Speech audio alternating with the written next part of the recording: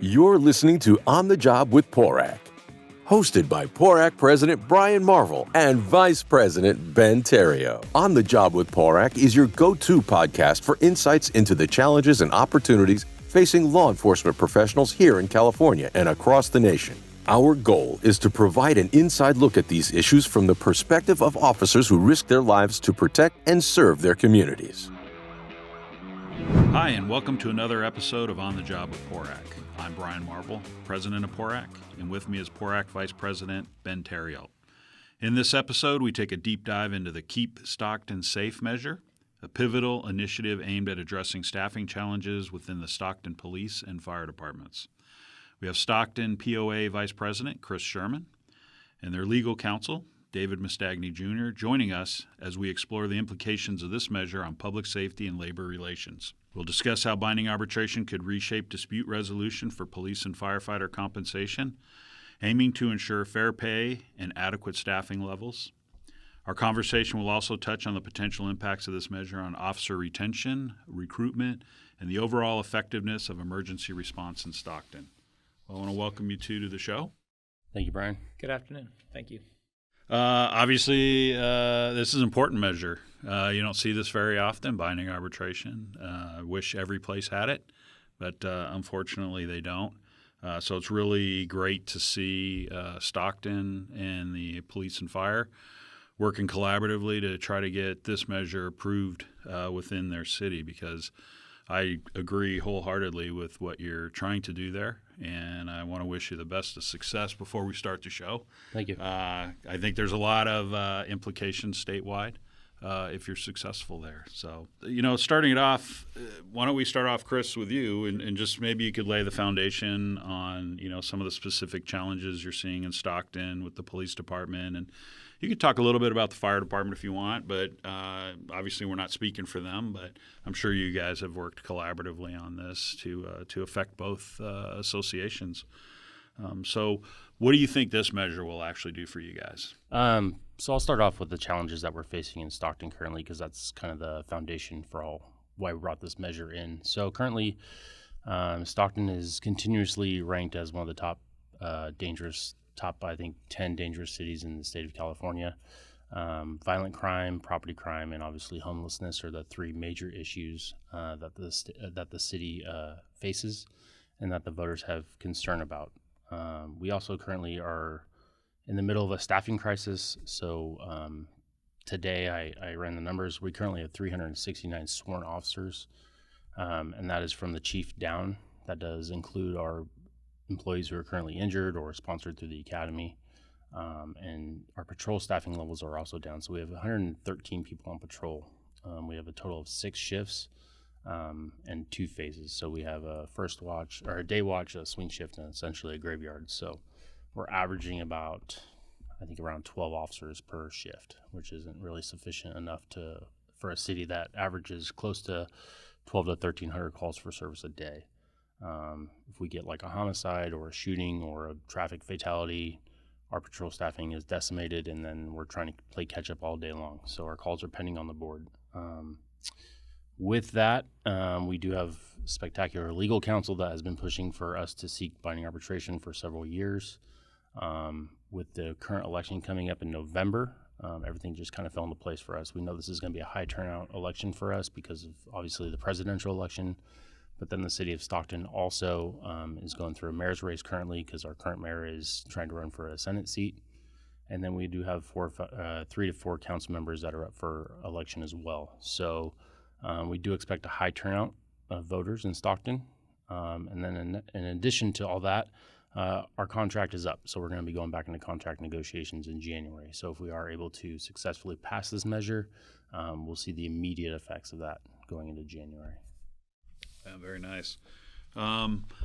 This question for David. I mean, could you sort of explain? Because I think people understand what arbitration is, because I think you see it on every credit card contract and everything else you do. But in this regard, when it comes to contract negotiations with public labor unions, can you explain what that is about, what this is about?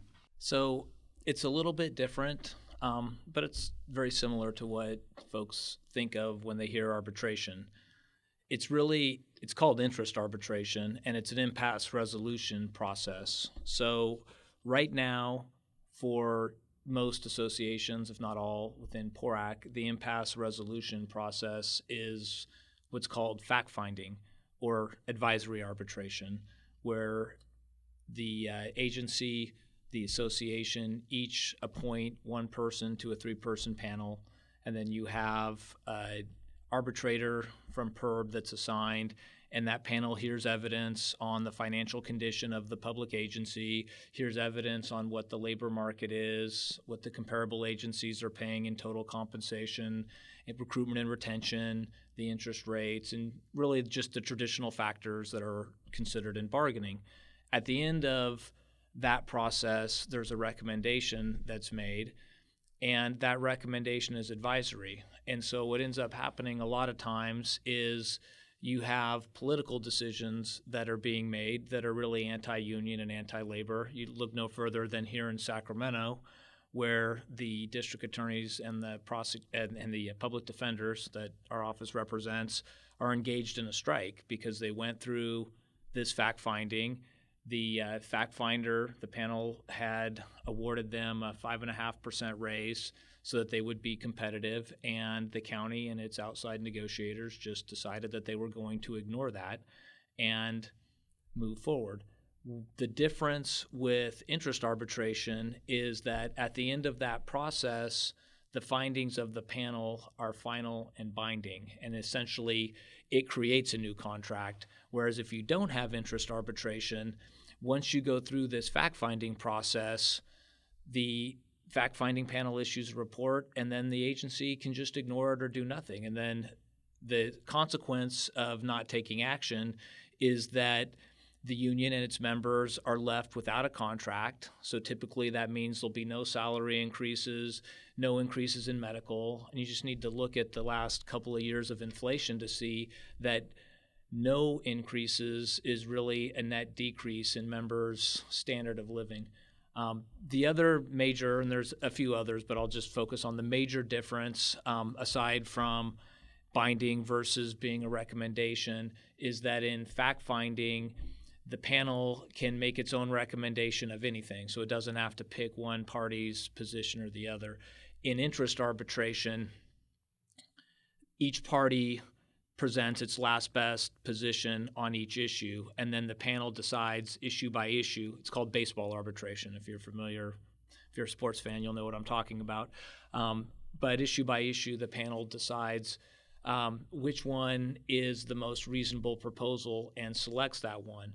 And that's very important because with the advisory arbitration, there's a little bit of an incentive for the sides to maintain extreme positions because they figure that the panel is going to split the baby and meet in the middle. In interest arbitration, it creates a huge incentive to reach an agreement because you want to get as close as possible to where the panel is going to vote. So, for instance, if the union wants a 10% wage increase and the employer wants a 2% wage increase, and the arbitrator thinks it should be at 5%, then the union needs to move because if they both stand on their position, the public agency is going to probably win with the 2%. So what you see happen usually is they'll incrementally get closer and closer, and the final position is usually an agreement because it gets down to, well, one party is saying 6 and the other is 4, and they say, well, this isn't worth going to arbitration over.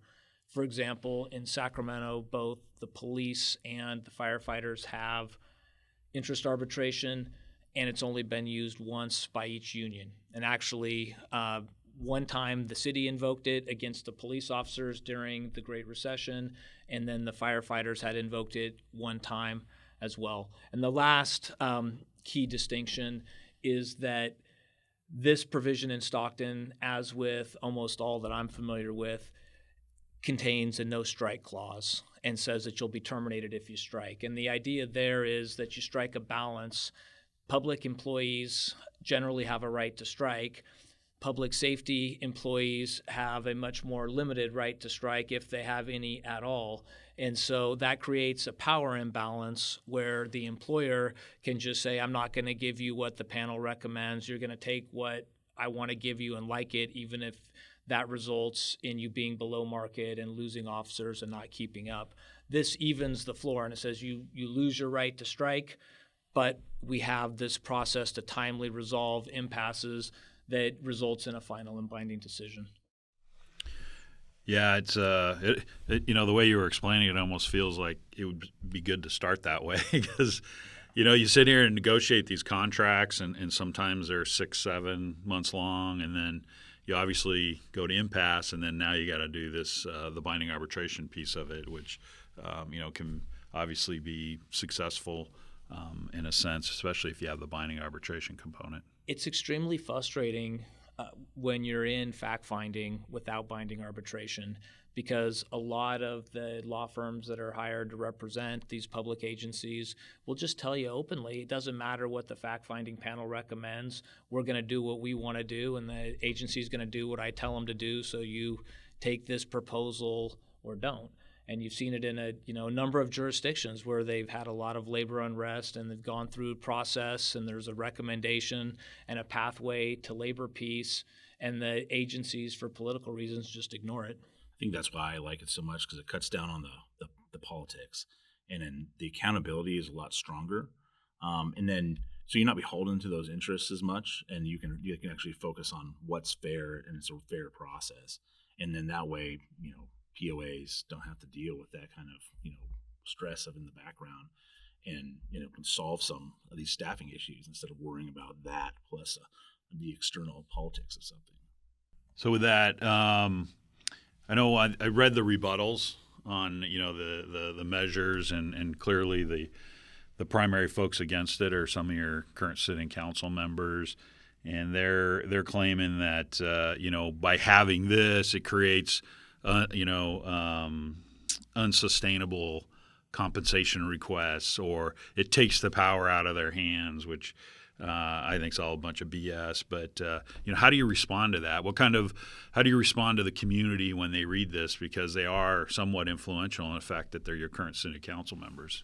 Sure. So we've actually had several discussions with our council members regarding this, and we've also got out to the community. So we did our homework on this prior to getting as far as we have. We started off with a poll, and the poll was 25 questions, and it was from what is the biggest concern that you have in terms of public safety?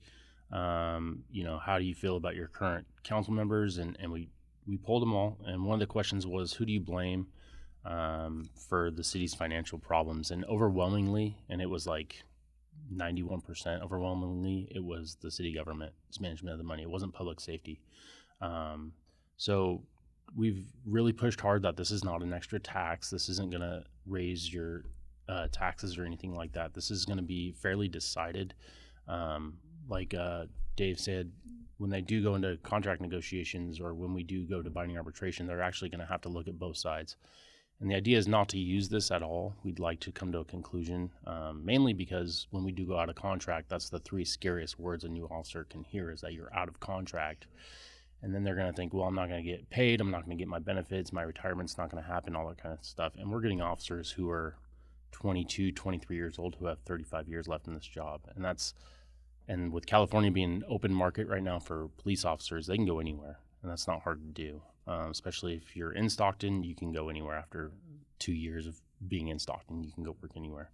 So long story short, it's not a tax.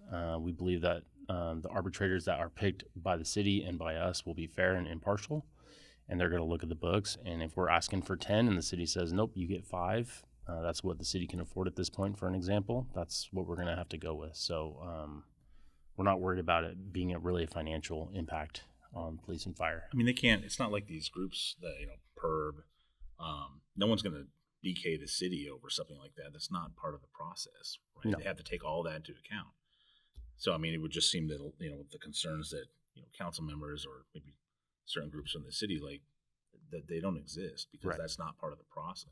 And with binding arbitration for us, it's not all about the money, right? We can ask for equipment, we can ask for additional training. vehicles. If we need a new fleet, we can ask for a specific mileage on our vehicles. So there's almost an unlimited amount of what we can do to the contract, right? Things that affect working conditions. Correct. Make Yes. your job better. Make people want to come to I Stockton. mean, it could be a change of schedule or a days off, Sure. or, hey, I want my birthday off, so we're going to add like a holiday thing for your birthday. Just simple stuff like that could change drastically. It's huge. And make our morale go up and cause our officers to provide better quality of service to our citizens. So driving a Crown Victoria with 150,000 miles may be a Well, bargaining issue. I missed the Crown Vic. That noise was pretty awesome when you were calling for trouble. On the financial side of things, it really is a lot of scapegoating. I mean, the city has already claimed they'll be in a second bankruptcy. Well, the first bankruptcy was 100% caused by them overspending. And what they were doing was taking money on the come from the increase in the price of houses and the property taxes and building things and taking out bonds and loans that they could never afford. And when the housing bubble popped, that's what had them upside down, not paying an extra percent here or there at the margin for their public safety employees. But more importantly than that, the statute, like every interest arbitration statute, has a provision in there that says that the panel has to consider ability to pay. And all of the practitioners know that that's really a threshold issue. We could have all of the evidence in the world that the Stockton officers are below market in their compensation, but if the city has an inability to pay, they win. The other thing to keep in mind is that a contract is only for a term of years, just like an interest arbitration award. So even if the panel gets it wrong, a year or two later, the city's going to be in a position where they can come back and negotiate concessions or pay freezes or be able to present that evidence. What it really does is it forces the public agencies to prove their financial condition. And what I've experienced, and you probably have as well, is you hear the same thing every time. We're okay now, but we're going to be upside down in 2 or 3 years. The economy's good now, but in 2 years there's going to be a recession and we're going to be underwater. I was an economics major in college, and there used to be a theory that every 4 years there was a recession. It's not true. And what the experts will tell you is if you can't say why there's going to be a recession, then you can't say when there's going to be a recession. And there's not one on the horizon. The budget deficits, if you dig into the numbers, are caused by government overspending and spending on things other than the essentials, which is public safety. Absolutely. Things that are put into the California Constitution that they're required to provide. But yeah, I mean, as soon as you open up negotiations, that train is never late. And there it is. Exactly. They don't want outside scrutiny of what they're spending the money on and where the revenues are going. Absolutely. I know one of the other issues that's brought up is they tout that these arbitrators are just these mysterious people that show up and they're going to pay 100% with you. Why don't you explain what's the actual process on how these arbitrators are picked? It's obviously mutually agreed upon. Give us the background on that, because that is a huge myth up and down the state, actually probably all over the United States. So what ends up happening is the parties each get to put one person on the panel, and they're trying to persuade each other. And the idea of the panel, and I've done a lot of interest arbitrations, there's always a meet arb component to it. A lot of times it's after some evidence has been put in, so it's not just people saying things. You have actual, like a detective. That's kind of how I look at myself as a lawyer. Like, what's the evidence? What's the facts? Let's look at this stuff. And if, you really are in dire financial straits, I'm going to tell my client, you know what, you need to work with the agency. You maybe even need to give concessions. But they try to resolve it. So those two appointees then are on the panel. The third person on the panel is the independent person. It's either mutually agreed by the union and the agency, or you go and get a list, typically from PERB, and the parties strike back and forth until you end up with the last one there. And what that does, to your point, is it gets rid of the extremes at both ends, and it gets you to somebody that both sides are comfortable with. And the last point on this is it's not just automatically for the union. Back in the middle of the recession from, just after 2008, it was actually the city of Sacramento that was rushing to impasse. A lot of agencies were rushing to impasse so they could try to impose terms and conditions on their employees. And we were trying to get a deal and work something out that was reasonable. They wanted 20% pay cuts for the police officers, and unless their logic was with the 20% pay cut, you could then hire 20% more officers. And I said, unless you think you're Putin and you're just going to order people to work, they're going to just go work someplace else. But it was the city, actually. And Sacramento Police and Fire have had arbitration since 1996. And it's only been the city that's invoked it for the police officers. The police officers have never invoked it. What it really does, if we want to be perfectly honest here, is it forces the agencies to bargain in good faith and to make legitimate proposals, because they can't fall back on, we're going to just exert our political power to impose our will on you, whether it's reasonable or not. They have to be able to show to an independent, fair person that was mutually selected that their position is more reasonable. And then what that inevitably does is it causes them to have to make more reasonable offers, which usually results in agreement and avoids the need to actually arbitrate the dispute. And I think that dovetails nicely into why this is needed more throughout the state, because just over the last several years with the huge defunding movement, you get a city council and a mayor that are defunders like you're seeing in Oakland. And Oakland's a perfect example. They're literally dying on the vine. And, something like this could actually be like, hey, the city actually needs to step up and really take a hard look at this and make sure that their public safety components are being properly compensated and fairly. So obviously, if you're successful, Chris, you said you'll see immediate effects.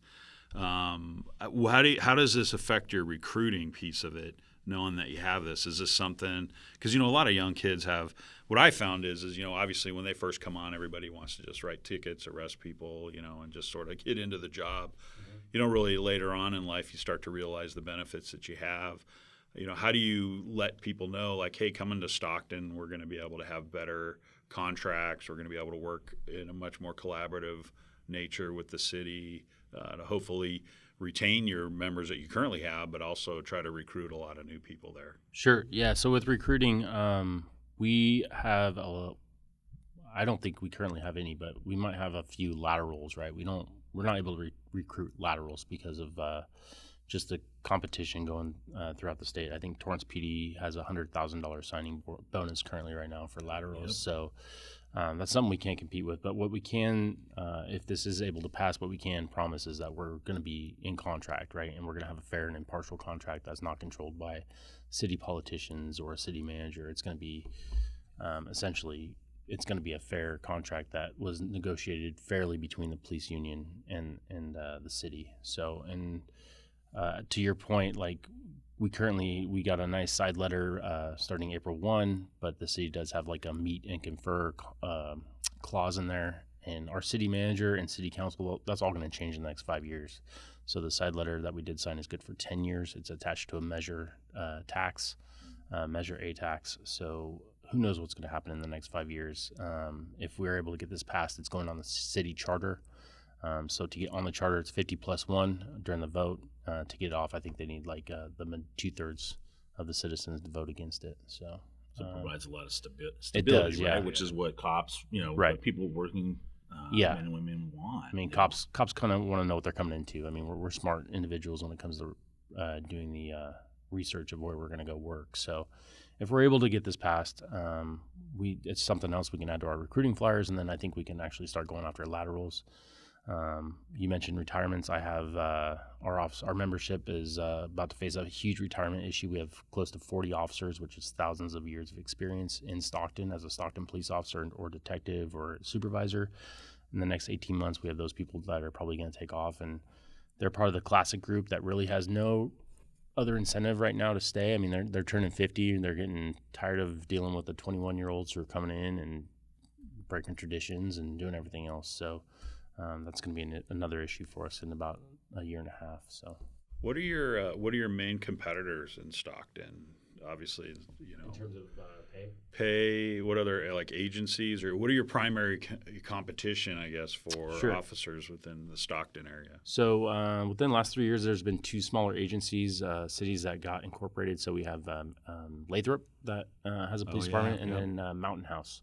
also just became its own city, and they're expected to start their own police department. So currently they contracted with the San Joaquin County Sheriff.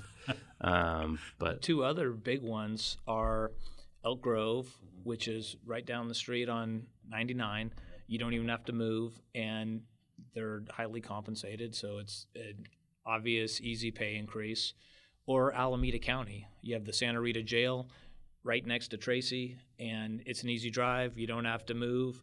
They are under a consent decree from federal court on hiring, and they're offering signing bonuses. And I've seen a lot of Stockton officers going to the Alameda Sheriff's Office. And I'll just mention, Stockton is not an easy place to work. We're busy 24 hours a day, 7 days a week. Like I said earlier in the podcast, we're 13 to 14-hour calls for service per day during the summer.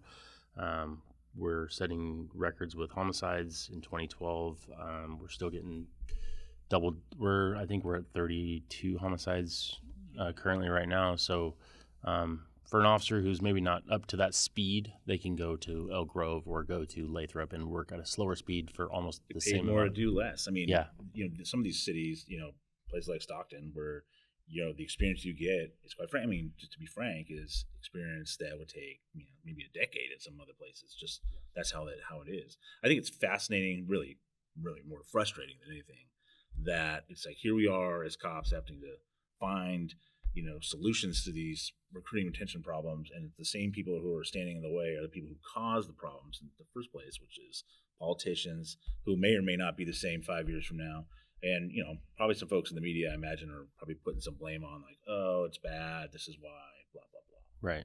I remember from the bankruptcy and the run-up to the bankruptcy, when the city started impairing contracts, they were laughing and openly saying that, oh, these officers are stuck in Stockton or the San Joaquin area. They can't get jobs elsewhere.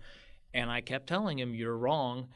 To your point, working in Stockton, it's like dog years in terms of experience and the beat that they work, how difficult the calls are, how violent and dangerous it is. And there's other agencies that would love to hire them. And, sadly, in a way, I was proven correct. And within 2 years of the bankruptcy, 60% of their department was gone. And they went all over the state. They were down in San Diego County. They went to BART. They went to Central California. They went to Elk Grove. And I represent a lot of those agencies, and I would talk to the sheriffs, or I'd talk to the chief, and they would say, these are great officers. They maybe got to watch the language a little bit when they're in Granite Bay, but they're, otherwise great officers.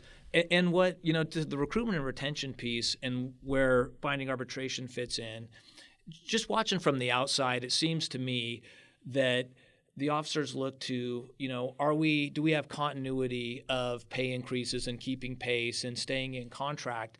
And it boggles my mind, but there are a lot of agencies who have a philosophy of let's not pay and we'll go out of contract for 2 or 3 or 4 years. And then when the recruitment and retention gets so bad, we'll come in with like a 15% raise. And if you just do the math and you look at it and you say, if we just given fair incremental contracts, we end up paying about the same and we would have kept all this experience. But a lot of times with politicians, they don't value experience. They just look at you as widgets and they say, well, if I replace a seasoned 20-year homicide detective with a brand new Pepper employee that doesn't have any pay incentives and has a lower pension, I've saved a ton of money, without any consideration of the victims that officer, that detective whose case they're investigating and trying to get justice for. And they just look at it as like police are replaceable. And you just get a lower institutional knowledge about whatever community they're serving in. That's gone. 60%, like all those folks are like spread out through the wind, and that's lost. And so that's lost justice for, the ability to bring justice, like you said, to your community. It's that all that information, all that stuff that's retained in knowledge of different areas and beats within the city, it's gone. And it's just, that's what they don't understand. I mean, I quite frankly don't think some of them don't care. Well, we had like right after the bankruptcy, there were like homicide detectives that had been 2 years on the job in any capacity. And, circling back to the binding arbitration, what it does is it says to all of those young officers, even if we're not able to get agreement, it increases the likelihood, as I've already said, that you're going to get agreement. But even if we're not able to get agreement, we're not going to go 4 years without a contract. We're going to go to arbitration, and we're going to get this resolved within 6 months or a year, and then you'll get a multi-year contract usually, and you'll have light at the end of the tunnel, and there's a pathway to getting a contract. Because without it, the unions can spend a lot of money putting on a case on this advisory arbitration, and if the politicians don't support their law enforcement and their firefighters, then they're going to just ignore that recommendation and do what they feel like they want to do. Yeah, I mean, I can testify personally, being in San Diego. I mean, just the contract that we ultimately received before I left as president there, that was 10 years worth of effort in order to get what we got. And if we would have had something like this, that's 8 years of hate and discontent, I guess, is the way I would call it. Trying to get a contract and resolve these issues, and to go back to where you see these elected see police as widgets. They don't recognize the amount of training and experience that's required. And sadly, we had a mayor down in San Diego who basically said, I'm trading experience for enthusiasm. But as we all know, when it comes to law enforcement, that experience is absolutely critical in solving crimes, just everying across the board. Enthusiasm is great. Yeah, absolutely. All the stuff they talk about, it's so short-sighted. So just to give you an example, with Stockton, we pretty much sponsor everybody we send through the academy. So you're looking 6 months in the academy, 6 months in the FTO program, and then you have probation for another year. So we're looking at almost 2 years before this officer is really comfortable being on the street. Years of experience are extremely underrated, I would think, in this profession. People know your name. People know exactly how. I mean, I run into people all the time. I work a lot with the homeless community currently in my current assignment, so I deal with them on a regular basis. I get treated a lot differently than some officer they don't know, or some officer who maybe is going by the book in terms of the verbal judo of today or whatever. But if we use the sorry, I'm dating myself, but if we use the current personality or personal touch that I currently have with some of these folks, even though I'm not really there to be their friend, but I'm there to do my job, that's a lot more respected, I think. So I mean, let's be honest, it takes, no matter where you work, it takes a while to get comfortable in this job. Yeah. And really feel it out. That takes so you got that initial phase we're talking about, which is also time and money, but it takes a while just for you, the employee, the police officer, to, okay, I'm kind of getting the feel for this job and understanding and where it's at. The people that we deal with, they read us better than we read them a lot of times. You know what I mean? So even if you're a government official and all you care about is money and having the cheapest cop that you can hire, and you don't care about the turnover, you're not a good steward of the public's money. It's very short-sighted. To Chris's point, you pay a lot of money to put people through the academy. The failure rate is really high. When you're low paid, it's even higher because you're kind of picking from the lower end of the barrel. If you're Alameda County or Elk Grove, you can just wait. Let them incur all of that expense of paying for the people that don't shake out. Wait a couple years for them to get some experience in Stockton, and then come off from a giant raise and a signing bonus, and then just steal them up. So you not only lose all of that money that you've invested in training that person and putting them through the academy and employing them, you also then have a secret pension liability, which is this: because of reciprocity, if you lose officers to higher paying agencies and they retire out at a higher rate of pay than the actuaries had calculated based on the lower paying agency, and obviously, the more time at the lower paying agency, the bigger the financial impact, but you get hit with an unfunded liability immediately when you lose officers that lateral to higher paid agencies. And so we try to educate, the politicians and their negotiators on that, but sometimes they just don't care. And that's, a consideration that you can present when you're talking about the comparables in the interest arbitration process, because it's a cost that needs to be accounted for. So with that, is there anything that we missed that was important to get the message out, to get people to support and vote for this in November? So this is not just a police measure. This is a public safety measure. We Unfortunately, we had our officer Jimmy N killed in 2021, and the fire department stepped up and showed their true partnership with us, and then they had their fire captain Fortuna killed in 2022. So back-to-back years, each public safety entity in Stockton lost a member of the family, and our detectives did a great job. The man who killed the captain Fortuna just received a sentence of 25 years, so we're happy with that. But we recognize the fact that Stockton is a unique place to do business, both on the police and fire side, so we felt it necessary to bring public safety together and continue that bond, because honestly, we do work in conjunction with each other a lot, whether it's a medical call or an arson investigation or just backing each other up, because we do get several calls a day where fire is calling for our assistance because of a combative patient or people who won't get out of their way or something of that entity. And then we call them a lot because we're involved in a lot of altercations with folks, and we do get injured and need some medical assistance or vice versa. So we felt it important to bring on fire on this one, and they've been nothing but supportive. So it's just a collaboration between the two public safety entities, and I think that's important for the citizens also. This is not a get rich for the police scheme. This is not screw the city. It is purely just to make sure that we keep the experience in Stockton, and then we're also able to recruit and do that fairly and binding arbitration. So, all right, thank you. This wraps up another episode of On the Job with PORAC. We hope this discussion has given you some valuable insights into why this charter amendment in Stockton is so important. So go check out keepstocktonsafe.org, keepstocktonsafe.org, for additional information on how to help Stockton public safety this November. If you enjoyed the show, if you haven't already, hit that like button. And while you're at it, share this podcast with your friends and family. Helps us so more people can get our insights on critical law enforcement issues facing our profession. So until next time, keep fighting the good fight and stay safe out there. This is Brian Marvel with Ben Therriault, signing off.